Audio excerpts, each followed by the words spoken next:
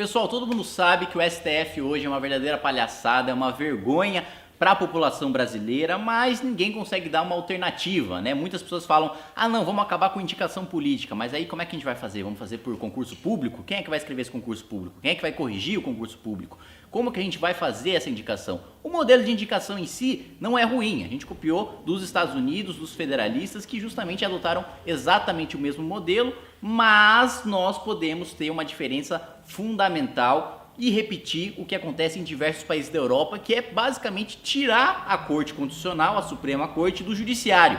E o que isso significa? Hoje aqui no Brasil, o STF só tem tanto poder porque ele se transformou numa espécie de instância recursal, ou seja, você vai lá na primeira instância condenado, vai lá na segunda instância condenado, vai lá no STJ condenado, e aí você vai e recorre para o STF para ir ser absolvido porque você tem bons contatos políticos. Isso é uma verdadeira vergonha. O Supremo Tribunal Federal foi feito para julgar leis, foi feito para ver se as leis são constitucionais ou são inconstitucionais, foi feito para julgar casos abstratos, não casos concretos. O Supremo não foi feito para produzir prova, o Supremo não foi feito para colher depoimento, o Supremo não foi feito para julgar ação penal. Mesmo que todos os nossos ministros fossem honestíssimos e tecnicamente muito capazes, ainda assim o volume de processos que chega no Supremo Tribunal Federal seria humanamente impossível de administrar. E a gente sabe muito bem que os nossos ministros de hoje têm muita má vontade, né, para ser politicamente correto. Então, uma das propostas do MBL para o Judiciário, para acabar com essa patifaria, é não só tirar o STF do Judiciário, mas fazer com que eles tenham um mandato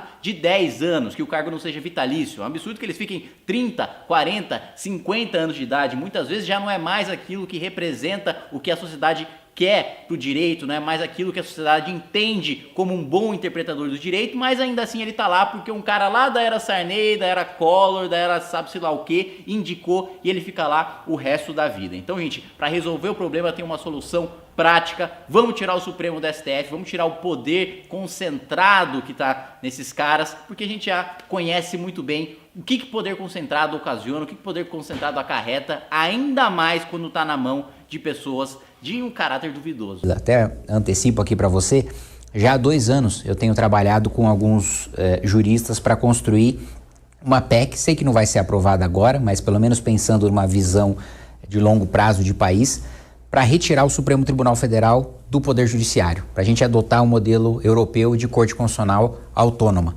né, para que a Corte ela julgue a constitucionalidade das leis em abstrato, que ela não julgue casos concretos. Acho que isso é muito da razão pela qual o nosso Supremo concentra muito poder. A nossa Constituição já delega muito poder para o Supremo. E para além de já delegar superpoderes, eles ainda abusam dos poderes que já têm. Então, na minha avaliação, primeiro, Supremas Cortes não foram feitas para julgar casos concretos, salvo se o controle de constitucionalidade foi desenhado para caso concreto, como é o caso do sistema americano e como é o caso do sistema inglês.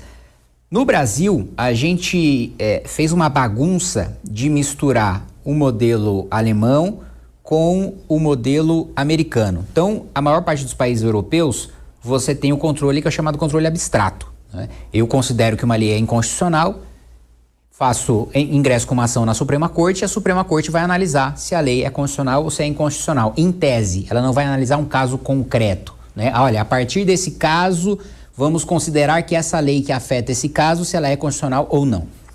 Nos Estados Unidos é diferente. Você não provoca a Suprema Corte para discutir em tese se a lei é constitucional ou inconstitucional. Um caso concreto vai subindo nas instâncias, chega na Suprema Corte e aí a Suprema Corte firma um entendimento se a lei é constitucional ou inconstitucional. No Brasil, a gente tem os dois modelos ao mesmo tempo. Tanto um caso concreto chega no Supremo e aí ele define uma tese de constitucionalidade, como também alguém pode provocar o Supremo, e a gente até falava mais cedo sobre a proposta que limita o número de agentes que podem provocar o Supremo, que eu concordo, acho que no Brasil é muita coisa. Governador pode provocar o Supremo, mesa de Assembleia Legislativa pode provocar o Supremo, sindicato pode provocar o Supremo, associações quaisquer podem provocar o Supremo, desde que tenha um caráter nacional e pertinência temática. Então, assim, tudo vai chegar ao Supremo porque qualquer um pode provocar. E a desculpa do Supremo é muito confortável, porque ele diz, olha, eu só tomo decisões porque sou provocado. Eu não tomo decisões porque sou ativista. Tomo decisões porque ingressaram com ação para eu decidir sobre isso. Sim, só que ingressam com ações sobre tudo, porque qualquer um pode ingressar. E aí vocês pautam, vocês, ministros do Supremo, pautam os processos que vocês acham convenientes de julgarem ou não julgarem.